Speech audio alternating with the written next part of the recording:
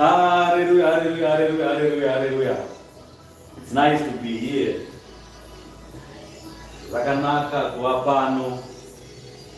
Tinokudza Mwari nenguva ino yatipa nguva yakanaka yakadai tichisangana tichidya kudya kwemweya, mweya yedu ichidya ichikura saizvozvo. Mashoko aya akataurwa naIshe ari pamuchinjikwa. Ishe wakuda kuti achipa mweya wake kuna Mwari kuti pachizadziswa magwaro aya akanga akanyorwa muchiprofiti chaMwari kuti tarira uye ucharoverwa padanda. Tarira zviratidzo zvose zvakanga zvaitika kuti masoja akatamba njuga pamusoro penguo dzake, akazadzisa chiprofita chakanga chakanyorwa mushoko yaMwari Bhaibheri, chakanyorwa kuna profiti Isaya zvinzi tarira vachakanda mijenya pamusoro penguo dzangu. Vakazadzisa turi gwaro rokuti nguo dzangu hazingasviki pakuchekwa kana kubvarurwa. Naizvozvo Ishe akaiswa pamuchinjikwa, Ishe akaroverwa padanda. Ari padanda akataura neshoko iri raari kutaura pakuimbwa nemudzimai uyo ari kuimba, achitaura kuti nhai Baba mandisiyireiko, nhai Baba. Kusiri kureva kuti Baba varasa Kristu, kusiri kureva kuti Baba varasa mwanakomana wavo, asi kuti kuzadziswa kweshoko evhangeri, kuzadziswa kwechiprofiti nekuzadziswa kwebasa raMwari zvinge zvichiitwa. Ishe wakanyengetera mugomo reGetsemani, akanyengetera ari pabwiro, akanyengetera ari padombo, kusvika ziya rake raerera rikaita seropa richidonha madorwe padombo. apo Ishe akanga anyengetera akakumbira kuna baba kuti baba, dai mukombe zvichibvira, dai mukombe uyu wabviswa pamberi pangu, asi ngazviregedze kuva kuda kwangu, asi ngazviitwe kuda kwenyu imi Mwari. Akakudza Mwari ari pagomo reGetsemani, akanyengetera zvine simba. Mwari akamupindura neropa rakadonha padombo, kuti aiwa dombo rinofanira kubuda ropa, panofanira kubuda kweropa, nokuti kona yema ndiye Kristu. Naizvozvo panofanira kudeuka kweropa kuti pasurungurwe vazhinji, kuti pave neruponeso, kuti zvizadzise zvakanga zvakatemwa naMwari, kuti pachauya munhu panyika achawanikwa nokufira vanhu vose. Iye munhu uye achanzi mutsvene waMwari, iye munhu uye achaenda neropa rake richaiswa pamberi paMwari, richava ropa regwayana. Gwayana richaenda nemuprista pamberi paMwari kusvika Mwari atenda agamuchira ropa iroro kuti rashayirwa mhaka. Naizvozvo zvivi zvevanhu zvapfuura. Ishe akazviita izvozvo. Zvino iwe hama yangu waroiwa nani zvausingadi kunamata? Waroiwa kupi? Nani? Ndiani kwani simba rekuroya zvokuti vanhu vatadza kunamata nekuroiwa kwavo? Nyangwe Satani chaiye haaroyi zvokusvika ipapo. Satani anongokufurira kuti ubve pana Mwari, utadzire Mwari. Zvivi zvako iwewe ndo zvichakuisa kure naMwari. Iye pake anenge apedza. Saka paya paunenge muchiti Satani ndiabrosi yende manyanga riri kundiitisa zvakati, aiwa ndiwe wakazviita, ndiwe wakamutendera kuti aite izvozvo. Zvinhu zvose zvinoitika pasi pezuva Mwari unenge watendera. Zvimwe zvinoitika kuti Mwari akuzununguse, Mwari akusimbise. Zvimwe zvinoitika kuti Satani ndiabrosi kuti akubvise iwewe pamberi paMwari. Wakaipa anouya anokufurira kuti aiwa dai Jehovha waita izvozvo, asi zvauri kuita uri kutopesana naMwari. Zvauri kuita zvasiri kufadza Mwari. Naizvozvo Mwari akataura kuna muprofita Isaya, akataura akati, ruoko rwangu haruna kupfupikiswa kukuropafadzai. Nzeve dzangu idzi hadzina kumbovhara kutadza kukunzwai, asi zvivi zvenyu izvi ndo zvinobvisa chiso changu ichi pamberi penyu. Saka zvivi zvenyu izvi zvinobvisa chiso chaMwari. Imi makatarisana naMwari, asi zvivi zvenyu zvinosvika zvichibvisa chiso chaMwari, bvisa chiso chaMwari, kusvika chiso chaMwari chichatarisa uko musingatariswa naMwari. Kuti yeye Mwari matirasa, yeye Mwari matirasire. Kuti mutendeuke mubva mazvikudza. Kuti mutendeuke zvakare mubva matoti aiwa kwete, tikatera pechita izvozvo Mwari achatarisa chete. Munopera kuimba gloria gloria, hosana hosana, asi Mwari chiso chake chakafuratira nekuda kwezvivi zvedu. Saka Mwari achiti potai muchifamba muchireurana zvivi zvenyu, potai muchireurana zvivi zvenyu, kuti chiso changu chidzoke kuzotarirana nemi. Kuti Mwari anga nezvivi hazvitarisane, hazviite. Hazvivi nekusviba zvose izvozvo pamberi paMwari hazviwanikwe. Mwari mutsvene pazvinhu zvose, zvaari mutsvene pazvinhu zvose. Iye pamberi pake panofanira paine zvitsvene zvakarurama pamberi pake. Kana zvakasviba paine zvivi, chiso chaMwari chinoenda kure nokuda kwezvivi zvenyu. Kwete kuti Mwari akufuratirai nokuda kwezvivi zvenyu, asi kuti chiso chaMwari chafuratirwa nokuda kwenyu nezvivi zvenyu, zvabvisa chiso chaMwari pamberi penyu. Saka mukaona Mwari asiri pakati penyu, mukaona Mwari asiri pamberi penyu, zvobva mazviziva kuti imimi ndimi dambudziko, ndimi problem. Kwete kuti Mwari ndiye ane problem nemi. Aiwa, imimi ndimi mune problem naMwari nokuda kwezvivi zvenyu. You are the problem. Ndimi problem. Kachitaura nekachirungu zvinzwisisika. Problem ndiani? Problem ndiwe. The problem ndiwe iwewe, zvivi zvako izvi zvabvisa chiso chaMwari pamberi pako. Mwari ari kwese, Mwari ari nzvimbo dzose, asi pamberi paMwari apo panowanikwa zvichena. Pamberi paMwari apo panowanikwa vakarurama. Zvakachena nezvakarurama ndo zvinowanikwa pamberi paMwari, ndo zvanotarisana nazvo. Asi ukangoita zvivi chete, chiso chaMwari chakutobviswa pamberi pako wakatarisa.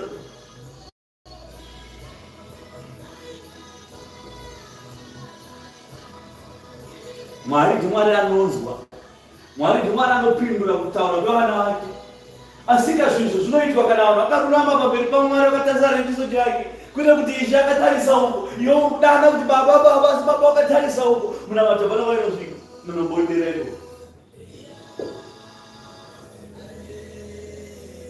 Mwari wedu akarurama panguva dzose. Ndinokudza iye wakwegura mazuva ake. Iye wanotaura nezvake pano ndo wandinokudza. Kubva zvino nekusingaperi-peri. aivapo kuvapo kusati kwavapo, uye achazovapo kusvika nekusingagume, achange aripo Mwari wedu. Ngakuzwe kubva zvino nokusingaperi. Amen. Ndinokudzawo Ishe wamadzishe, Mambo wamadzimambo. Hakuna mumwe mambo pasi pezuva, hakuna mumwe Ishe pasi pezuva, nyangwe kudenga, anokwanisa kugara pachigaro chake, anokwanisa kuita mabasa ake, anakapiwa rimwe zita rinodarika rake. Hakuna mumwe. Zokwadi ndiye, ameni ndiye, hosana ndiye, Kristo ndiye. Ishe wangu ngakuzwe kubva zvino nokusingaperi. Amen. Ndinokudzawo nemweya mutsvene waMwari, mweya wazokwadi, azati ari Holy Ghost kana kuti chipoko, nokuti atizati tiri chipoko, haana kurarama pakati pavanhu akafa, haana kuwanika ari panyika pano akararama akafa, asi akabva paupenyu kune vasingafe, vanogara nokusingaperi. Mweya waMwari akabuda kuna Mwari, iye Mwari anogara kusingaperi, akakumbirwa naIshe kuti tinokumbirawo mweya wenyu kuti aende anodzidzisa vanhu panyika. Ini zvandakuya kwamuri kuti vagosara naye, vadzidziswe zvose zvofanira kuzvidzidzwa, naizvozvo zvinenge zvasara ndichapedzisa ndichenge ndichiuya. Ishe akasiya ataura mashoko iwayo kuti kana ndikakusiyai muri moga hamungazvikwanisi. Nyangwe vaFarisi vakataura vakati, ko imimi munozviti imimi vakarurama pamberi paMwari, asi tarira vanhu vako ava vanoita sei pamberi paMwari? Vanodya nemusi weSabata, vanoshanda musi weSabata. Ndavakavanga nenzara, vakomana vavo vakatsanya kupfuura nemumunda, vakatanga kutanha vachidya vachifamba mumunda, zvikanzi aiwa vari kushanda varume avo navaFarisi. Ishe akati, ko vanogotsanya seiko iwo vaine mwanakomana pakati pavo? Zvikanzi vadzidzi vaJohani Mubhabhatidzi tinoziva kuti vaitsanya, imi hamutsanyi sei? Zvikanzi vanogotsanya seiko iwo vaine mwanakomana? Vane mwanakomana pakati pavo, aripo pakati pavo mwanakomana, saka vanogotsanyirei? Zvigoreveiko? Zvigoreva nhasi kuti imimi mukasatotsanya muri kwamuriko, mwanakomana auye pakati pedu. Kuti mwanakomana auye pakati pedu panofanira kutsanywa. Asi kana vaine mwanakomana pakati pavo, vanogotsanyireiko savadzidzi vaNgirikini vaJohani Mubhabhatidzi? Zvino isu panapo, isu hatina mwanakomana. Zvatisina mwanakomana, tine mweya mutsvene waMwari anotibatsira kunyengetera kunozvika mwana Baba, kunyengetera kunonzwikwa naBaba, nekugomera kunotendwa naBaba pamberi paMwari. Ndiye Mwari zvaakatikumbirira. Hatigone kunyengetera, hatigone kunamata, asi aripo anoziva zvinodiwa naMwari, aripo anoziva kunyengetera nekugomera chaiko kwazokwadi kunosvika pamberi paMwari, kuzeedza Mwari. Ndiye mweya mutsvene waMwari, mweya wazokwadi. Kwete kuti Dhamureta kana kuti Pio, kwete kuti Andrea, kwete zvese izvozvo.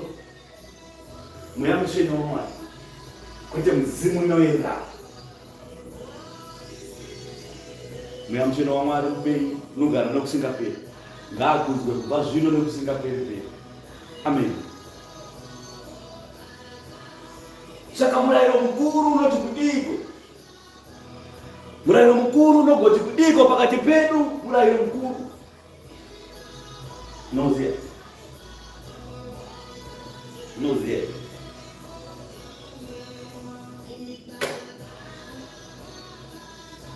Murayiro mukuru unoziya here? VaFarisi vakafungidza vakangwara vakaenda kuna Ishe vakati, aiwa isusu handiende kuchenjera kwedu timubvunze panhau yemurayiro, akangotadza murayiro toti batai munhu namurayiro soro. Vakafungidza vakangwara vakasvika vakati, naye mudzidzi unogofungeiko pamusoro pemurayiro mukuru? Ndeipi? Dudzirai tinzwe kutaura kwenyu nokufunga kwenyu pamusoro pemurayiro mukuru. Vakafungidza kuti achataura murayiro mukuru yakanyorwa naMozisi. Asikaziva kuti Mozisi wacho murayiro yacho yakanyora yakapiwa nani? Yakapiwa naIshe wacho vanhu. Saziya kwevanhu rasika.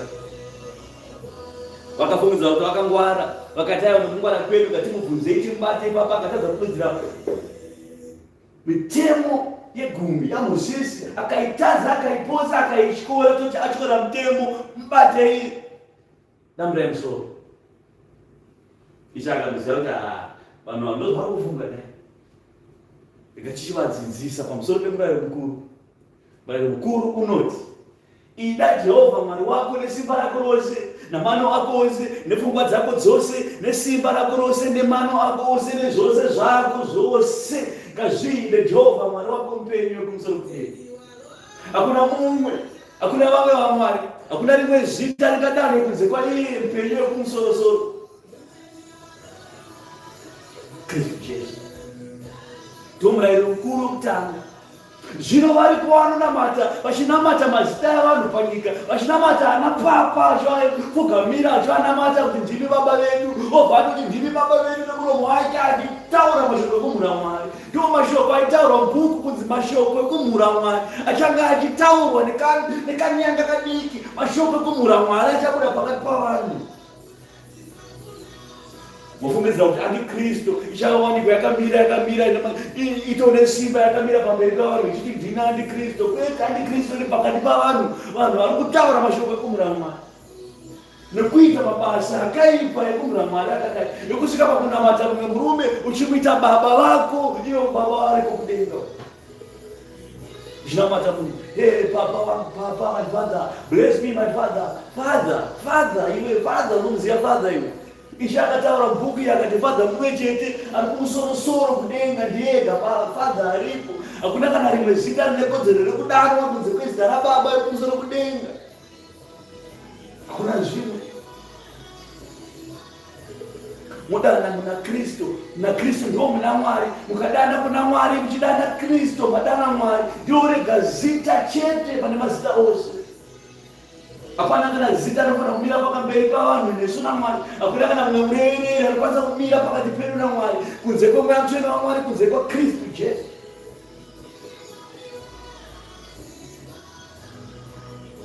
Piro tamureta chii ichocho pamberi paMwari. Ndiwo mashoko kumhura Mwari amenge muchitaura saizvozvo. Kumhura Mwari pazvokwadi ndiko kuti muri kunamata zvifananidzo. Ndapamberi paMwari chovachaiswa chifananidzo. Ndawaisa chimwe chinhu pamberi paMwari, saka wanamata chifananidzo. Kunamata chifananidzo hakusi kutora chimudhori chete chinonamatwa kuIndia chibhudha, woisa chibhudha apa chesimbi kana chiri chekonkiriti chakaumbwa, vanhu vonamata chitarunamata chimwe chifananidzo. Umototi aiwa ndo chimwe chifananidzo. Chimwe chifananidzo ndichekutoti imimi kutonamata kwamuri kuita muchitaura mazita asingafaniri kutaurwa, muchitaura kuti baba vangu kune munhu asiri zati ari baba wekumusoro kudenga. Vatonamata chifananidzo.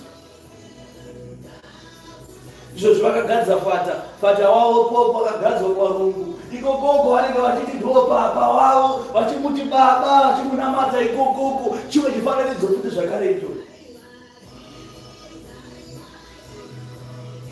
Paulo mwacho Afrika vanotomunamata izvozvi. Paulo mwacho Afrika, papa vedu, baba vedu. Shoko evhangeri kuti vhurai bhaibheri taurai zvaKristu. Evhangeri rinotanga kubva kutanga kwaro kusvika pakupedzesera pasina kutaurwa Kristu, pachikotaurwa mutumwa akati, mutumwa akafamba akati, mutumwa akafamba akati. Ukuti vakabhukuka mutumwa, sotonzi mutumwa akazoti mutumwa akati. Ko Kristu achafana pako. Hapana rimwe zita rinofana kutaura kunze kweraKristu. Tapedza mutumwa vavataiti, mutumwa avo veAfrica tamupinza vataiti. Iye akavarika kuti mweya wake upone, kwete kuti anamatwe.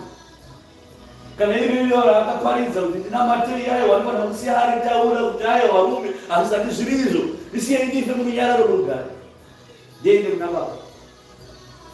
Hakuna rimwe zita rinofana kutaurwa, hakuna rimwe zita rinofana kunamatwa, hakuna rimwe zita rinofana kupupurwa pamusoro penyika kunze kweraKristu Jesu.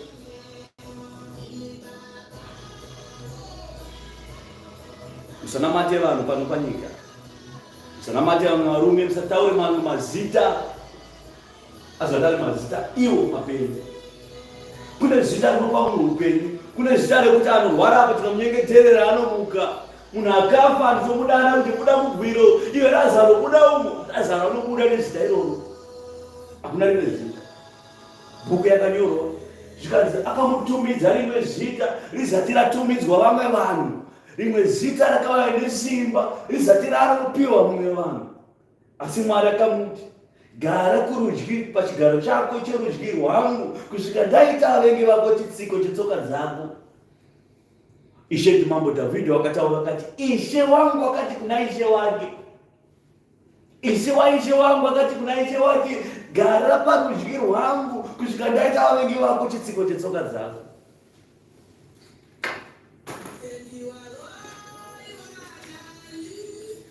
Saka hama dzangu vakaroiwa, ibvai pakuroiwa, takukuroerorai nhasi, zuva rinonzi nhasi.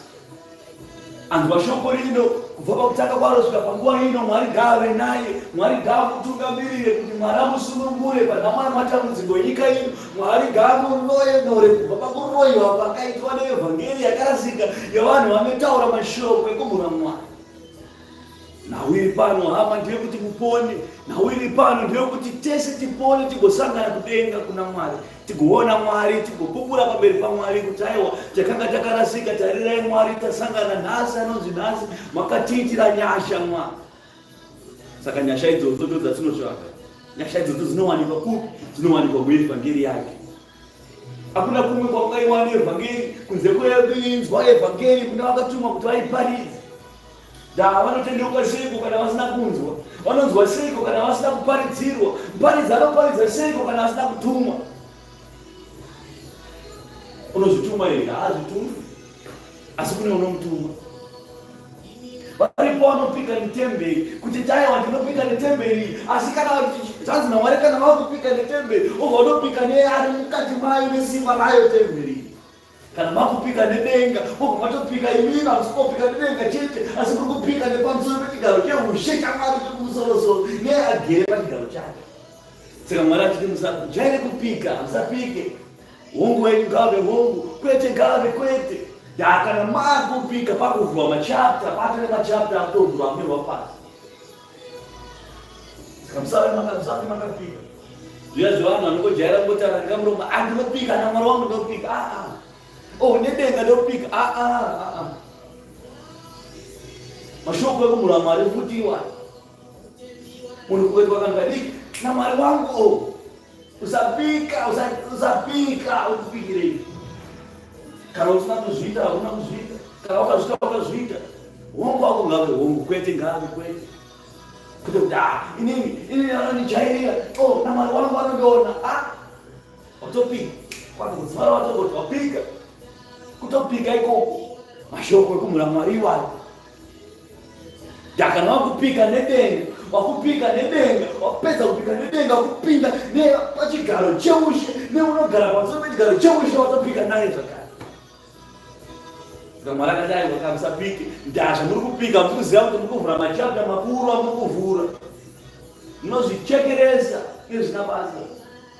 Machapta emweya zvaanoita kana wavhura chapta yemweya, pane chapta yemweya kuti kana wavhura zvatemwa kudenga zvanyorwa pasi, zvakutogona kuitwa nozozadziswa. Adhamu akaitwa sei nemukadzi wake?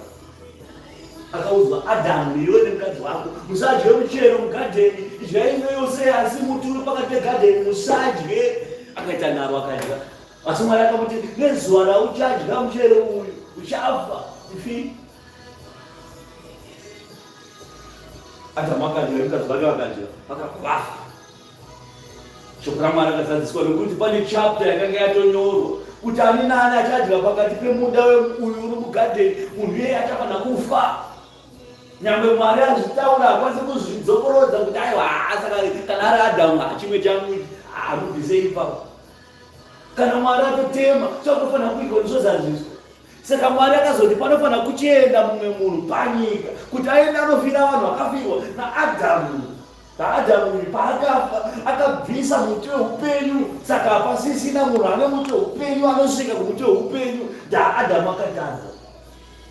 Saka vanhu vodzoka seiko kumuti weupenyu? Vanhu vanodzoka nekuti vanofanira kunge vafirwa muzvivi zvaAdhamu zvoiswa panyama, ichaiswa panyama, yorohwa, yogotambudzwa panyika, yoverwa padanda ropa, yogodeuka paKauvhari. Ipapo tichatenda kuti zveshuwa zvivi zvafa. Kufa kwemunhu akafa munhu mukati waAdhamu kwakabarwa zvivi, zvivi zvakabarwa zvivi vanofanira kurava. Simple equation. Zvinhu zvaMwari simple. simple asi kana zviri zvomweya zvoda mweya kuti muzvinzwisise. Saka pakazarwa zvivi zvakufanirwa kuurawa nokuti zvaifanira zvisimple.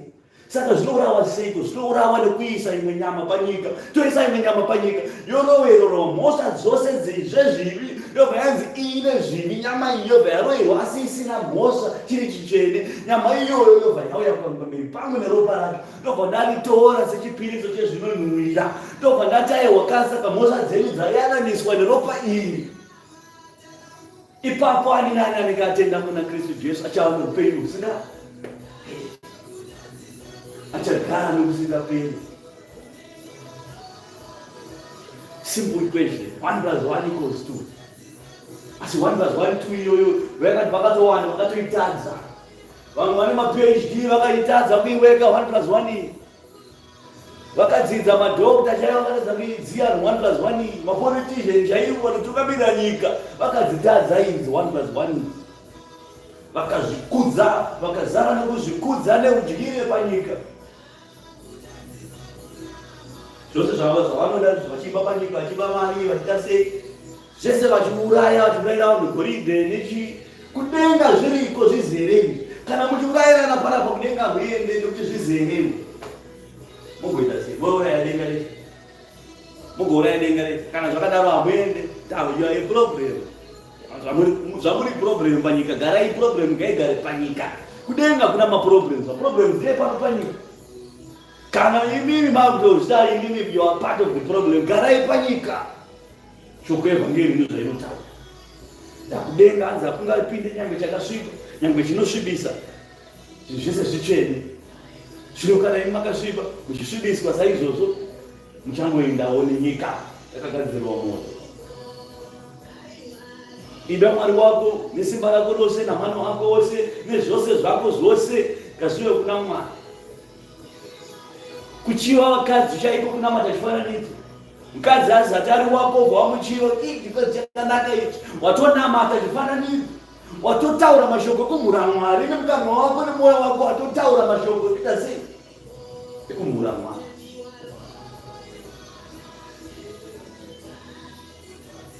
Zuva nezuva munofamba kune mhosva pamiromo yenyu. Zuva nezuva nemeso yenyu aya munofamba nemhosva zo.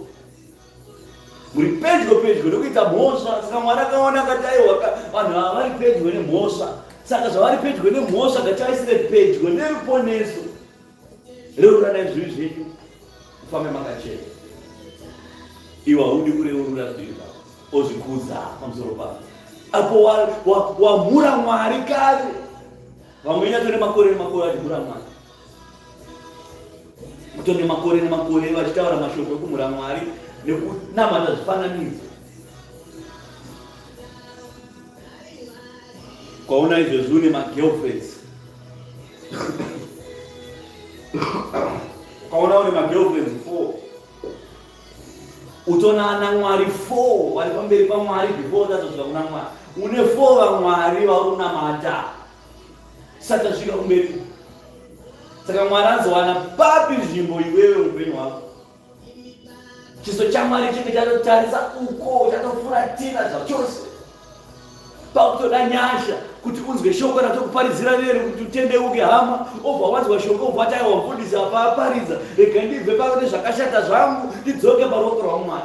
Obva wasiya zvose izvozvo. Obva wauya pamberi paMwari. Kuti iwewe uyanane naMwari. Chiso chaMwari chidzokere chitarisane newe. Asi kana uda kufira munyika, uchida kwezvenyika nezviso zviri mairi, aiwa ramba hako uchiita zvauri kuita. Ari pamusoro peimba ngaramba ari pamusoro peimba. Ari mukati meimba ngaramba ari mukati meimba. Ndozotaura shoko. Ndatarira hama nguva yakwana, nguva yapedyo kuguma kwenyika.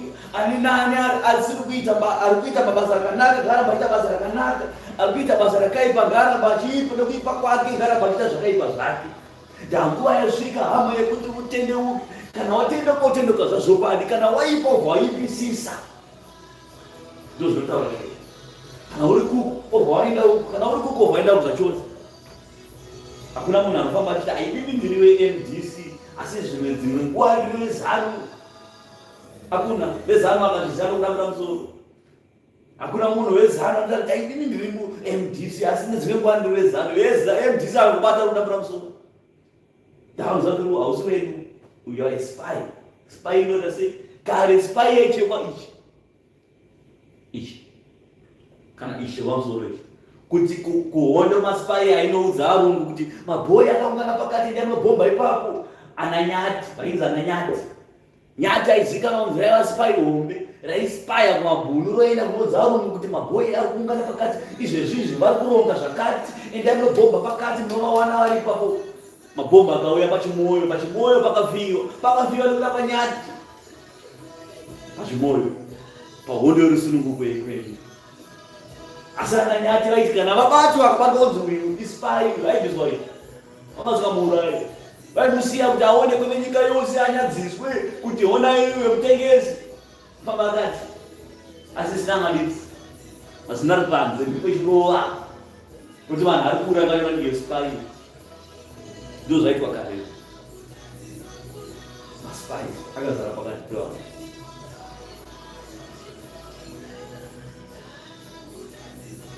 Ko mumwe murayiro ndoupi wakabvunza ichi akadai wakamumwe murayiro unotera uyo wandataura wekutanga ndewekuti ida wekwako sezvaunozviita iwewe iwe unozichebhesa unoregerwa musoro pababa unonhuwirira unospreya zvinonhuwira unozvitengera nhumbi dzakanaka unoita zvise zvakanaka unozviitira iwewe asi vamwe hauvaitire izvozvo uzvikudza daiva ndiri ndega ndini bhosi panapa ndini mbinga uzvikudza hama dzako chaizva dzina chekuita mukana chekudya tatakatara zvekupfeka zvitori kure upfu chaiwo hapana kumusha kwenyu mafuta hakuna vakapedza kugara nemafuta kare vakatora mafuta akitanga menyu zvishandisika asi iwewe ukusperera zvinonhuwa zvinonhuwirira uri kufamba nemota dzinodhura uri kudya breakfast $50 kune breakfast $50 ndiyo unoparadza everyday breakfast $50 saka svika kudoro saka svika kudoro unobvarisa pawa iwewe nzi auya zotenga mutengi bhawa udosvika pakuzikanwa nezita nemuridzi webhawa kuti mbinga yangu mabasa enyika asi vanotambura vekwenyu varipo havana kana chekubata havana kana chekuisa mukami sikataure pekuisa musoro vamwe vatorara pasi nemabhiriji vamwe makatoromba kuti zviitike izvozvo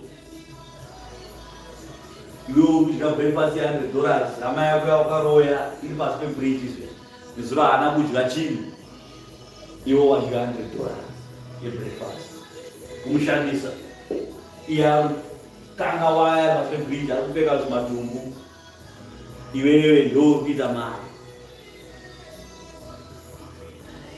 zvino ipapo watotyora murayiro wechipiri watotyora murayiro waMwari hapasisina hapana zvachataura watyora murayiro zvatonyorwa pasi kuti atyora murayiro akaromba shandisa hama dzesu hama dzapera ropa rateuka azviitirei vanzi akaita kudya breakfast $100 ane mapepa akanyorwa kunzi mari ndo arombera iwayo akachekeresa vanhu damari mapepa akanyorwa kuti mari ndo amunokoshesa kudarika ropa remunhu kudarika mweya wemunhu wamunokutambudza nokuda kwebepa rakanyorwa nemumwe munhu kunzi mari rikaiswa ingi rikanyorwa rikaiswa chifesi chemunhu ipapo rikanzi mari $, rikaiswa vanhu vakafa rikaiswa mufananidzo wavanhu vakafa ipapo kuti pamwe zvimwe rikatenga mukarikudza iroro darika mweya yavanhu neropa ravanhu ramateuka dai muri vamwe dai matendemuka. Mateo 22 mawara makuru aripo yavhura basa murayiro mukuru 34 namba mukati. Vafarisi vakati vachinzwa kuti wapwisa vasadhuse vakaungana pamwe chete mumwe wavo mududziri wemurayiro akamubvunza achimuidza akati, mudzidzisi, murayiro mukuru pamurayiro ndeupiko? Akati kwaari, ida Ishe Mwari wako nemwoyo wako wose nemweya wako wose nekufunga kwako kwose. Ndiwo murayiro mukuru nowokutanga, hakuna mumwe. Wechipiri wakafanana nawo iwoyo unoti, idawo kwako sezvaunozvida iwe. Murayiro wose navaprofeti, kana takutaura murayiro wose tataura murayiro wani waMozisi nemurayiro uyu. Bhuku iri nei tikaripatsanura nepakati, bhuku iri rine mabhuku mairi ari mubhuku iri ndeepiko? Mabhuku emurayiro. Tapedza mabhuku emurayiro toenda mabhuku echiprofiti, ndobhuku bhaibheri. Zvino murayiro yose yaMozisi nemaprofiti ose zvakaprofita mubhuku iri zvakabatanidzwa nemurayiro iyi. Kubva pakutanga kwaro kuna Genesis kusvika kuna zvakazarurwa, mirayiro miviri yatiri kudzidza nezvavo. Ida Mwari wako nesimba rako rose nemwoyo wako wose nepfungwa dzako dzose namano ako ose nezvose zvako zvose. Usava navamwe vamwari pamberi pako unoteerana neuyu ndemumwe unoti wakafanana neuyo unoti. Idawo kwako sezvaunozviita iwe. Mukagona izvi zviri izvi magona zvose. Asi zvino zviri izvi zvinosangana nezvakawanda kuti zvose zvakabarwa kubva paizvi izvi. Zvino makuhwa aya unoita aya anoratidza kuti iwe hautodi vamwe sezvaunozviita iwe, nokuti iwe hauri kunyeyiwa asi iwe unoda kunyeya, saka watofoira pamurayiro wechipiri. Unochiva vakadzi vazatari vako, kana watovachiva vakadzi vavo watonamata vamwe vamwari, watotadza murayiro wokutanga, zvimwe zvaachataura.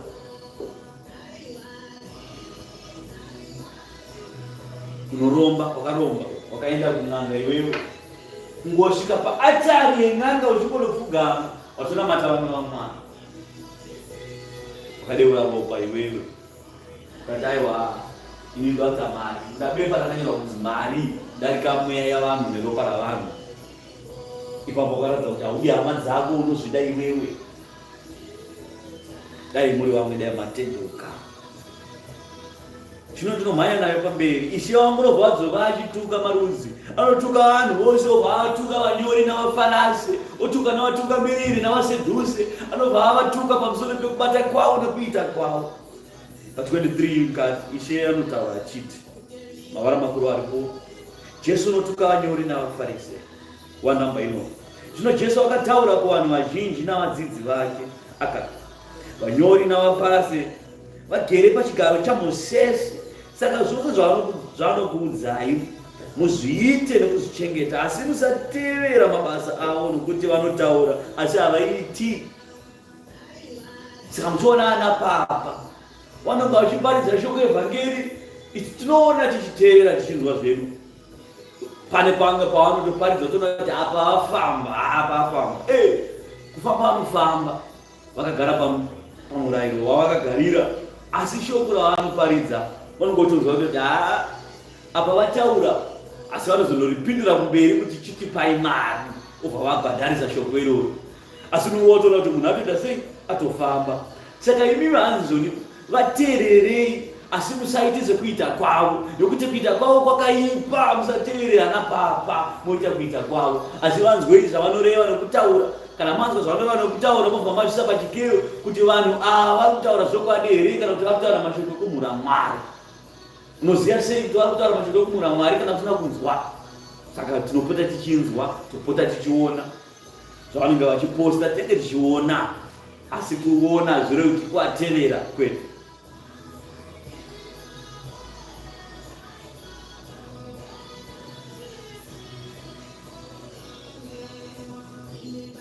Vanosunga mitoro inorema, inotambudza kutakura, vachiisa pamafudzi avanhu, asi ivo vamene havadi kuibata neminwe dzavo. Asi mabasa avo ose avanoita kuti vaonekwe navanhu, nokuti vanofarisa mafiratera avo. vanokurisa mitemo mipeto yenguo dzavo. Unoona nenguo dzavanenge vakapfeka dzekuzvikudza akuonekwa navanhu, zvose zvavanenge vachiita nezvekuti vaonekwe kuti ndini. Mumwe achiti ndini muprofita mukuru, mumwe otaiwa inini ndini muparidzi mukuru, mumwe otaiwa inini ndini chakati mukuru, ozvipa mazita ekuzvikudza kwavo. Mumwe oti ndini meja, mumwe oti ndini general, mumwe oti ndini brigadier, mumwe oti ndini chii, vachingozvipa mazita kusvika vanhu vakuzvipa mazita ekuti ndini professor, doctor, pastor, evangelist. Zita risati rasvika mazita ekuzvikudza. Vanofarira zvigaro zvapamberi pamitambo nezvigaro zvapamberi mumasinagogi, nokukwaziswa padare nokuidzwa rabhi navanhu. Asi imi musaidzwa rabhi, nokuti mudzidzisi wenyu ndomumwe, imi mose muri hama. Saka ndikakuona ini mukandiona, tose tiri hama. Musandinamate, musanditi ndiri rabhi, musanditi ndiri baba venyu, kwete, ndiri hama pamwe chete nemi. Baba wedu mumwe chete ari kumusoro kudenga. Ishe ataura, asi imi musaidzwa rabhi, nokuti mudzidzisi wenyu ndiye mumwe chete. Imi mose muri hama. Musaidza munhu uri panyika baba venyu, nokuti mumwe chete ndibaba venyu, ivo vari kudenga. Saka paipa munoti my papa, my spiritual father, papa vangu, baba vangu, kwete. Ishe anotaura anozoramba achiita, hakuna mumwe baba kunze kwababa ari kumusoro kudenga. Musaidzwawo vatenzi, nokuti mumwe chete nditenzi wenyu, iye Kristu. Saka paipa mwe muchiti tenzi wangu, haazati ari tenzi wenyu. Tenzi ndiMwari ari kumusoro kudenga. Nawiripo apa chete ndeyekuti musanamate vanhu, musakudze vanhu. Vanhu ihama, tiri hama nehama. Musatinamate isu vafunde, tiri hama pamwe chete nemi. Mukatinamata munotipinza bhizi, munotisabataidza naMwari wedu. Kuti iwe wakatora zita rangu ukashandisa izvo zvisizvo, ukanamatwa ukaitwa iwewe tenzi, ukaitwa iwewe mudzidzisi, kwete. Ndaramba, musanditi mudzidzisi, musanditi tenzi, ndaramba, musanditi baba venyu, ndaramba. Asi mukuru pakati penyu ngaave muranda wenyu. Ani nani unozvikudza uchaninipiswa, ani nani unozvininipisa uchakudzwa. Saka tiri pakati pedu apa, kana tiri vakuru pakati penyu, tinofanira kuva vaduku pakati pedu, kuti tisadzidze magwaro aMwari, kwete kuzvikudza kuti ndiri mukuru, saka zvandoreva ndizvozvo. Tazakunzwa kuti vamwe vari kuti kudii, ko vamwe zviri kuafekta vamwe sei, vamwe vari kuzvigona sei. Tofanira kunzwirana nyasha, kunzwirana ngoni chaidzo, ngoni dzekudenga dzazvokwadi, kuti mumwe wangu ari kuzvifambisa sei, zviri kumbofamba sei. Unofanira kunzwa kurwadzirwa mumwe wako, kwete kuzvikudza kuti aiwa ndiri mukuru, zvandataura ndini chete, zvandataura ndizvozvo, zvandatema ndizvozvo. Aiwa kwete, hauzatori Mwari. Mwari wataura akati aiwa kwete, mukuru pakati penyu ngaave muduku. Unozvikudza achaninipiswa. Ende kana akuninipiswa naMwari, shambo yaMwari ndiye kuninipisa, unodzoka kuita palevel chaiyo kuita munhu. Asi unozvikudza achaninipiswa. Asi iye unozvininipisa achakudzwa naMwari. Ndoshoko raMwari zvamunotaura. Saka hama zvatiri hama takadai, tinofanira kugara tiri pasi pemurayiro, tichitya Mwari, tichizvininipisa pazvinhu zvose, pakubata, pakuita kwedu nendangariro dzedu. Zvose ngazvive pakuzvininipisa pamberi paMwari. Kana tazvininipisa pamberi paMwari, ipapo tichanzi vana vaMwari vazvokwadi. Mwari achatikudza nekuzvininipisa kwedu. Tisainzwana baba, tisainzwana tenzi, tisainzwe isusu tiri isusu vakuru, yokutoda kutonzi ndo mwana chamangwiza. Musatiedzana zvanamangwiza zvenyu, iko kwati. Mune nhamo imi vanyori navafarisi vanyengeri, nokuti munopfigira vanhu ushe hwekudenga, nokuti imi hamupindi mumene, naivo vanopinda hamungavatenderi kupinda. Apo ndo pane nyaya. Vari kuchidzidzisa evhangeri yekuti chechi dzemweya hadzite, chechi dzemaprofita hadziti, chechi dzemapostori hadziti. Asi iyo kutaura kwavo kwavanenge vachiita, vanenge vachiita kuti mimi musasangana neruponeso. Ndaoniza kuti chechi dzemweya ndo kunobatwa basa remweya. Hamungapinde ushe hwaMwari kana usina kumbopfuura nepamweya. waturikwa ruoko rwako nevemweya vakuru vemweya wokubhabhatiza muzita raBaba neMwanakomana neMweya Mutsvene. Pasina vakuru vane mweya waMwari chaiwo, hapana kwatinoenda. Patine machapta akanyorwa zvipo zvomweya zviri kupi, zvakapera kupi, zvakapwa riniko. Zviripo zvipo zvomweya zvizhinji. Mwari anotaura achiti amuziye zvokukumbira. Dai muri vamwe maikumbira Mweya Mutsvene waMwari kuti zvaanokupa imi mugopawo nemahara musina kutenga. Asi imi mamudi. Vanhu vakuparidzirai evhangeri yekumbura Mwari, kumbura ushe hwaMwari, kuti aiwa chechi dzomweya adzite, chechi dzomweya adziko. Ubva vakuparidzirai evhangeri yakarasika kudaro kuti imimi musapinde, imimi musasangana neruponeso. Vanokuvharira mikova so kuti ushe hwekudenga vanhu vari kunzipinda nekuko, vanokuvharira kuti aya kusati kuriko. Isusu toenda nekunoku. Ufunza kupfeka sutu ndokupinda ushe hwekudenga. Ubva vati kupfeka gemenzi ndokumura Mwari. Vachikudzidzisai inonzi poison iyoyo yana vachikuzadzai mai. Aiwa dai muri vamwe dai manzwa shoko evhangeri matende kuenda kuna Mwari. Mune nhamo imi vanyori navaFarisi vanyengeri, nokuti munoparadza dzimba dzechirikadzi muchiita manomano emunyengetero mirefu. Naizvozvo muchatongerwa zvakaipa nokupfuurisa.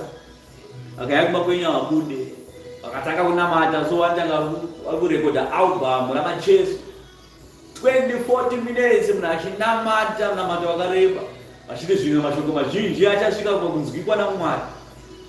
Hama yangu, kana uri kure naMwari hakuna unonamata 24/7. Unokwanisa kupedza 24 hours dzese uchinamata asi hapana chinosvika kururama pamberi paMwari, nokuita zvinodiwa naMwari, nokureura zvivi zvenyu pamberi paMwari. Ndizvo zvinokuisai pamberi paMwari. Hamuiswi pamberi paMwari nokureba kweminamato, minamato mirefu-refu, muchitambudza chirikadzi kuti muite minamato mirefu kuti mudzipfimbe mimi. Mune nhamo imi vanyori navaFarisi vanyengeri, nokuti munofamba panguva pagungwa napanyika kuzotapa mudzidzi mumwe. Kana awanikwa munomuita mwanakomana wegehena kunda imi kaviri. Vanofamba vachienda nyika dzose vokuparidzirai shoko evhangeri yokuti aiwa kaimimi dai manamata kuna popu murungu anoita basa rekubata vana vakomana chibharo, chibata manani chibharo, ndo vanenge vachinzi namatai ivavo. Kuti kana muchinge mapinda machechi wayo achikuziva kuti akufunira ina basa moyo wako, doro hamuna basa asi moyo wako, mobva mapinda machechi akadaro kuti mweya yenyu inasikorasika zvazvo kwadi. Ende kurasika kwenyu kunokuvarora times 1000 kudarika kwauyiwo vari kukudzidzisai zvakadaro. Mune nhamo imi vatungamiriri vakapofomara, munoti ani nani unopika netemberi hazvina hazvo, asi ani nani unopika nendarama yetemberi ndiye une mhosva. Vankaramara kuti munhu akapika kuti naMwari wangu izvo hazvinei nemi, asi munhu akangobata kuti guti pandikaona munhu akangotaura kuti Paulo Mwazha weAfrica ari kunamatirwei, ata Paulo Mwazha weAfrica sovanoita hondo. Asi kana takutaura zvetemberi kuti aiwa temberi yaMwari iri kutambudzwa navanhu vavo, izvo hazvinei nemi. Asi kana tataura kuti aiwa tikangobata Johani, ngoti Johani sei muchinamata Johani, musanamate Johani, vanouya nematemo nemapfumo kuda kuzorwa. Asi patinotaura nezvaKristu kuti aiwa varume taurai zvaKristu, kuna Kristu anofanira kunge achinamatwa. Izvo zvavanei nazvo. Mashoko ekumhura Mwari akauya pakiriki vachimhura Mwari vanenge vakanyarara kuti hazvina basa, zvaMwari. Asi kana tabata vanhu vavo matemo anobuda, mapfumo anobuda. Mune nhamo imi vanyengeri vatungamiriri. Chikuru ndechipi, ko ndarama kana kuti temberi inoita kuti ndarama ive tsvene? Munoti zve ani nani unopika neatari, hazvina hazvo, asi ani nani unopika nechipo chiri pamusoro payo ndiye une mhosva. Tanzi atari haina basa, asi chipo chiri pamusoro cheatari ndochamuri kuda. Tamunoda imimi udyire silivhera yendarama nezvinobatika ndozvamunoda, cheuwiri ndozvamunoda. Asi kana takutaura zvekuti chaisirwei ipapo, chomweya chaisirwa ipapo, izvo hamunei nazvo. Imi mapenzi mapofu.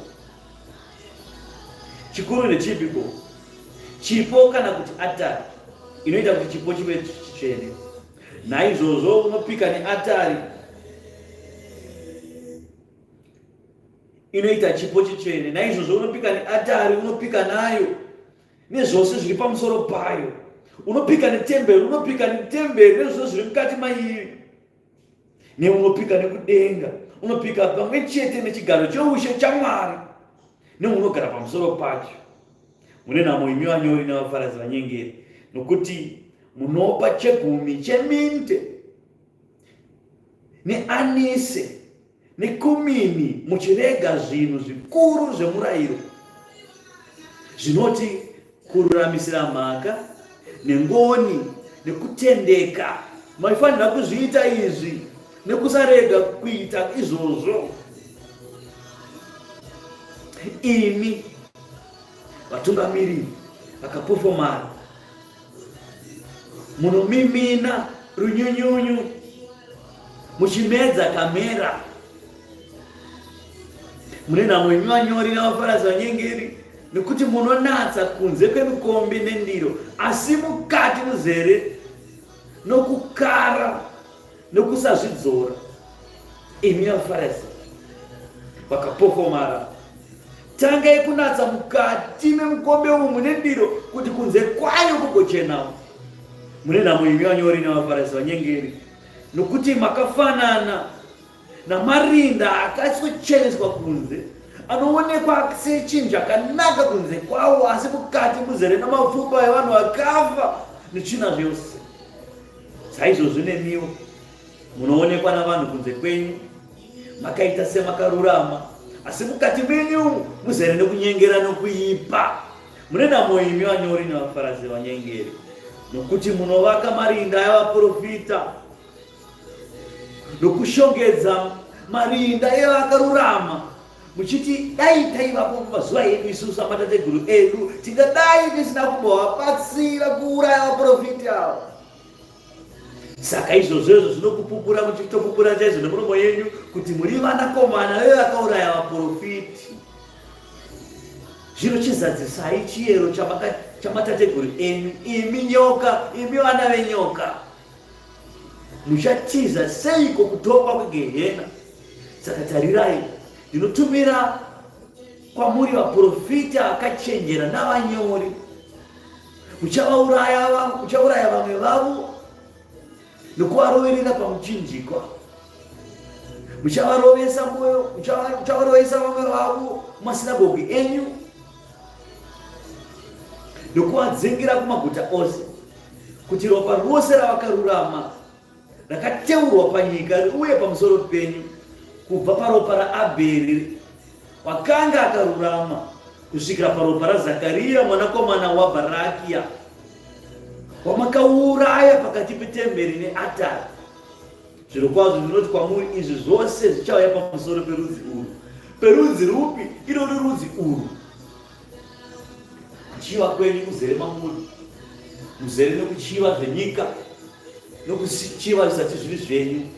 Munochiva zvose zvepanyika, kubva kuvakadzi munochiva, kubva kusirivhera munochiva, kundarama munochiva, kumabasa evanhu munochiva, dzimba dzevanhu munochiva, mota dzevanhu munochiva, vana vevanhu munochiva, kuti dai chiri changu chinogona chimwana ichi, dai chiri changu sei ndisina kupiwa chimwana chakadaro. Zvose zvikori kuzara nokuchiva chete mumwoyo menyu.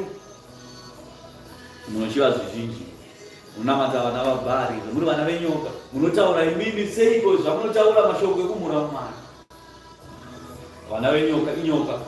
Munopupura miromo yenyu kuti zvamakaita makamhura Mwari kare, uye zvamunomhura Mwari munofanira kuti mutendeuke. Kunyika yenyu yeZimbabwe, imi kwamuriko kufamba mbiri kwedzimwe nyika, yekuita chihure neupombwe kunyika dzavanhu, nyika dziri kure. Kuzvikudza ikoko nekunamata zvifananidzo ikoko kuri kuuraya mweya yenyu. Mweya yenyu iri kuenda musango zvazvokwadi, kuratsika kwenyu times 1000 kudarika vakakudzidzisai zvinhu izvi.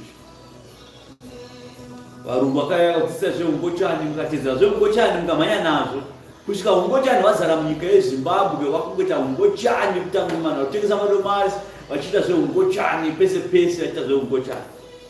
Nyika yeZimbabwe yakadiwa naMwari, yakasvibiswa nevanhu vakadai so. ndavanofuratira Mwari vachitarira zvavanoda ivo zvomwoyo wavo, silivhera nendarama. Izvo zvezvo ndozvobva zvaita kuti vanhu vaite zvavanoda madiro aJorgina panyika yekwenyu. Corruption yazara pose pose, mavara iwayo anoratidza kuti Mwari haasati ari pakati pedu. Mwoyo wekuchiva wakazara pakati pavanhu. Dai muri vamwe dai matendeuka, dai muri vamwe dai mabva pakuita kwakadaro. Nemi vekereke, vakuru vekereke, musazvikudza zvinonipisei. Zvinokupisei pazvinhu zvose nokuti zvinhu zvose ndezvaMwari. Mukaramba kuzvininipisa, aripo achakuninipisai. Zviitei vaduku pakati petemberi dzenyu, zviitei vaduku kuvakuru, vakuru zviitei vaduku, muzviitei vaduku chaizvo. Mwari ndiye uchakukudzai. Musazvikudze pazvinhu zvaMwari, musazvikudze pabasa raMwari. Ndabasa remuridzi, muridzi wacho unokuona kwake, unokunzwa kwake. Mweya Mutsvene waMwari ngatimunyengeterere, timukumbirire kuna Mwari kuti ave kwatiri, kuti atinyengeterere pamberi paMwari, kuti azadze zvipo zvemweya matiri, kuti tigova vanhu vakakura pamweya, vakasimba pamweya, akadze mweya dzedu dzisimbe, tisangova vatana panguva dzose, asi tive vanhu vakasimba pashoko evhangeri yaMwari nepakutenda, nemabasa ose aMwari asimbiswe matiri. Ushe hwaMwari husimbiswe matiri pazvinhu zvose. Ane nzeo dzomweya ngaanzwe zvinoreva mweya pakereke. Ane nzeo dzokunzwa vabva pamukanzo, maya kuzuva richivharwa ine nzou. Ane nzeo dzokunzwa ngaanzwe zvinoreva mweya pakereke. Anzwa rekutanga kusvika rekupedzisira. Mwari ngaave naye, nyasha dzekudenga ngadzimutevere panguva dzose kubva zvino nokusingapere. Amen.